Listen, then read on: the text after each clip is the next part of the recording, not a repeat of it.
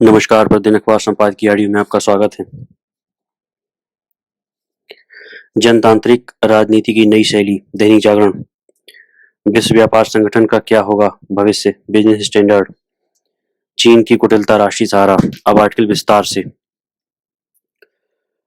जनतांत्रिक राजनीति की नई शैली, दैनिक जागरण। बद्री नारायण, लेखक जीवी पंत, सामाजिक विज्ञान संस्थान प्रयागराज के निदेशक हैं। लोकसभा चुनाव का प्रचार जोर पकड़ रहा है। विभिन्न दलों द्वारा चुनाव क्षेत्रों के निकट लोकसभा चुनाव का प्रचार जोर पकड़ रहा है। विभिन्न दलों द्वारा चुनाव क्षेत्रों के टिकट निर्धारित किए जा रहे हैं। प्रधानमंत्री नरेंद्र मोदी की तो रैलियों के साथ रोड शो भी शुरू हो गए हैं। इसे देखते हुए कहा जा सकता है कि चुनाव प्रचार में भाजपा ने बढ़त ले ली है। मोदी एक लोकप्रिय नेता ही नहीं बल्कि आज की जनतांत्रिक राजनीति के शिल्पकार के रूप में उभर रहे हैं। देश की जनतांत्रिक राजनीति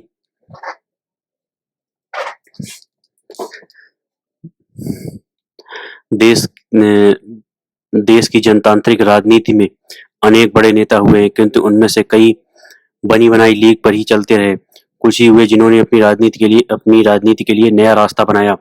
यदि प्रधानमंत्री मोदी की राजनीति को गहराई से विश्लेषित करें तो प्रतीत होगा कि उन्होंने अपनी राजनीति की एक नई शैली विकसित की है। वह राजनीति के ऐसे शिल्पकार के रूप में उभरे हैं जो भारतीय परंपरा में अपनी जड़ें समाये हुए हैं। उनका एक कारण उनका राष्ट्रीय सेवक संघ के प्रचारक के रूप में कार्य करना है।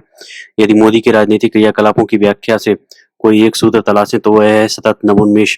इस नवोन्मेष की दिशा उनकी भारत के भविष्य की अवधारणा से बनती एवं आकार लेती है। उन्होंने जिस प्रकार 2047 तक विकसित भारत एवं 1000 वर्ष के बाद के भारत का सपना देखा है, उसका स्वरूप भविष्य में और उभर कर आना है।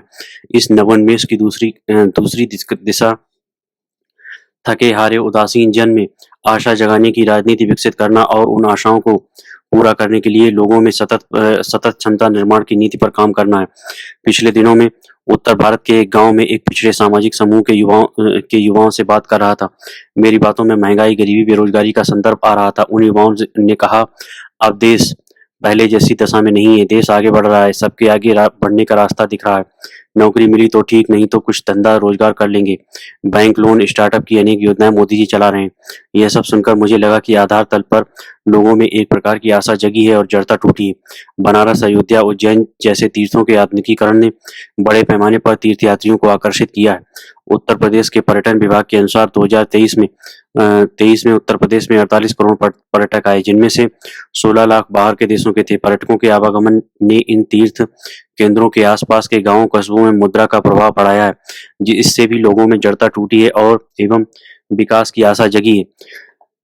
प्रधानमंत्री नरेंद्र मोदी की राजनीतिक शैली का एक तत्व लोगों में भविष्य के प्रति आशा सृजित करना भी है। यदि मोदी एक ऐसे राजनीतिज्ञ हैं जिन्होंने अपनी राजनीति में भविष्य को विमर्श एवं नियोजन का विषय बनाया है।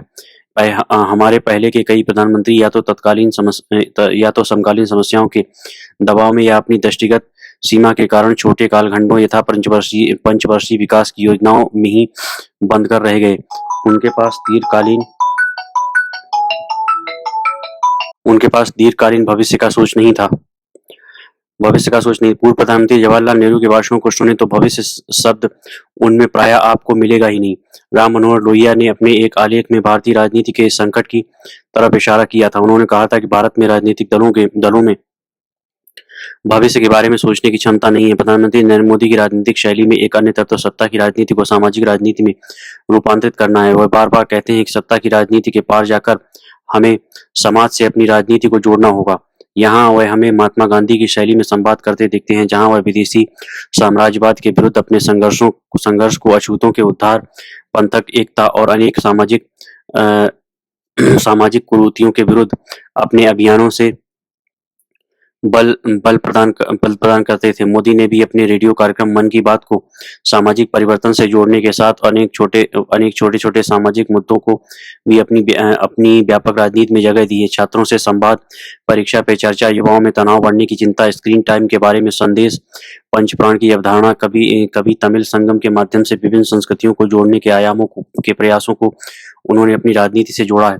समाज के हाशिए पर रहने वालों को भी मन की बात में वह जगह देते हैं। ऐसे में सत्ता की राजनीति विकास, आशा एवं सामाजिक मुद्दों की राजनीति में बदल जाती है।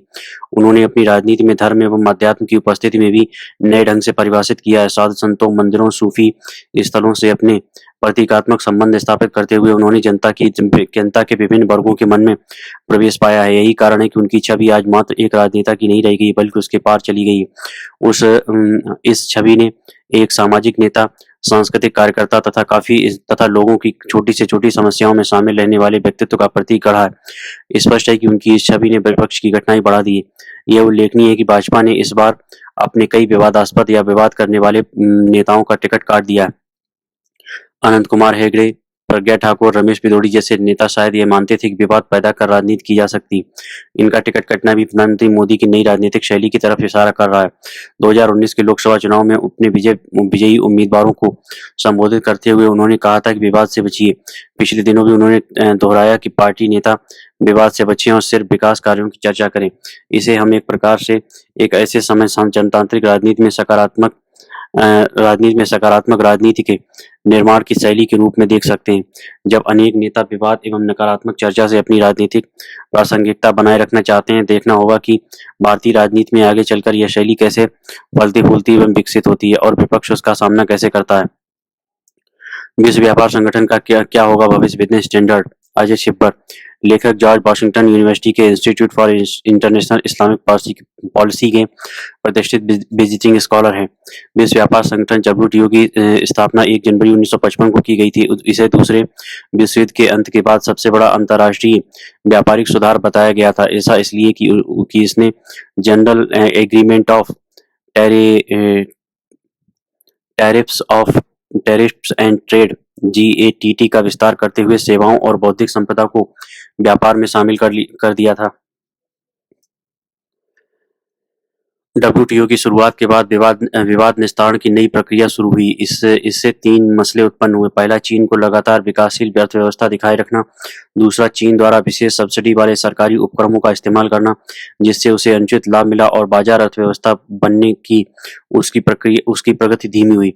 तीसरा आरोप है कि WTO अपील संस्था हद से आगे बढ़ गई है और कुछ देशों ने इसकी विवाद निस्तारण व्यवस्था का दुरुपयोग करके अनुचित लाभ हासिल किया है। दोहा दौर की वार्ता पर सहमति नहीं बन पाने के बावजूद वैश्विक व्यापार का आकार 2 गुना से अधिक हो गया है और वैश्विक टैरिफ में 2008 के वैश्विक वित्तीय संकट तक गिरावट आई। तब से क्षेत्रीय व्यापक आर्थिक साझेदारी RCEP और अटलांटिक पार साझेदारी के लिए व्यापक और प्रगतिशील समझौते जैसे क्षेत्रीय व्यापार समझौते आगे बढ़े। परंतु इस बात के स्पष्ट संकेत हैं कि अमेरिका और चीन अब समांतर और प्रतिस्पर्धी कारोबार क्षेत्र में विकसित कर रहे हैं। इस बीच एक दूसरे के साथ उनका कारोबार जारी है। अमीर देशों में विनिर्माण कमजोर होने तथा भारत समेत कई विकासशील देशों में समय से पहले ही औद्योगिकरण की समस्या समाप्त होने को मुक्त व्यापार का राजनीतिक परिदृश्य बदल गया है। रिचर्ड बॉल्डविन का कहना है कि वैश्वीकरण का अगला दौर सेवा व्यापार से उत्पन्न होगा, जिसे वैश्वीकरण 4 का नाम दिया जाएगा। परंतु 2020 से व्यापार में सुधार, खासकर सेवा क्षेत्र और सीमा पार के वित्तीय प्रवाह से यही संकेत मिलता है कि वैश्वीकरण जारी रह सकता है, लेकिन उसकी गति काफी धीमी हो सकती है। यह गति वैश्विक वित्तीय संकट से पहले की तुलना में धीमी रहने वाली थी और भू-आर्थिक कारणों से इसकी प्रगति क्षेत्रीय रह सकती है। आर्टिफिशियल इंटेलिजेंस सेवा व्यापार में वृद्धि को लेकर चौंका सकती है, लेकिन अब तक इसका प्रभाव अस्पष्ट है। मौजूदा वैश्विक व्यापार व्यवस्था में संरक्षणवाद बढ़ रहा है और कोविड तथा यूक्रेन युद्ध ने आपूर्ति श्रृंखला को झटका दिया है। अपने देश में तथा मित्र देशों में उत्पादन करने के प्रयास किए जा रहे हैं, खास तौर पर अहम रणनीतिक क्षेत्रों मसलन सेमीकंडक्टर, चिप आदि के मामले में। हालांकि जींस के मामले में तमाम प्रतिबंधों के बावजूद व्यापार बढ़ रहा है। रूसी तेल पर प्रतिबंध की नाकामी यही दिखाती है। WTO ने विवाद निपटाने के लिए अधिक औपचारिक प्रणाली पेश की है। WTO ने विवाद निपटाने के लिए अधिक औपचारिक प्रणाली पेश की। इसमें विशेषज्ञों की एक अपील संस्था शामिल है जो विवादों पर निर्णय करती है। लेकिन अब वह व्यवस्था अब सही नहीं रही। उसने विकासशील देश जैसे दर्जे की इजाजत दी, जिसने खास अवधि के लिए विशेष प्रकार की रियायतों की व्यवस्था की। दोहा दौर की वार्ता में समझौते के अभाव के बावजूद डब्ल्यूटीओ व्यवस्था ने सही ढंग से काम किया। हालांकि बाद में दिक्कत होने लगी। चीन जैसे कुछ देशों खुद को विकासशील देश बताया जाना अनुचित था, क्योंकि उनके उनके पास भारी भरकम व्यापार अधिशेष का ध्यान रहे। अब चीन दुनिया का सबसे बड़ा कारोबारी और दूसरी सबसे बड़ी अर्थव्यवस्था वाला देश है। विशेष सब्सिडी वाले सरकारी उपक्रमों का इस्तेमाल भी एक मुद्दा था, खासकर चीन के मामले में, क्योंकि यह अनुचित लाभ देता है। अमेरिका ने अपील अपील संस्था में नए सदस्यों की नियुक्ति को रोक दिया, जिससे कामकाज प्रभावित हो रहा है।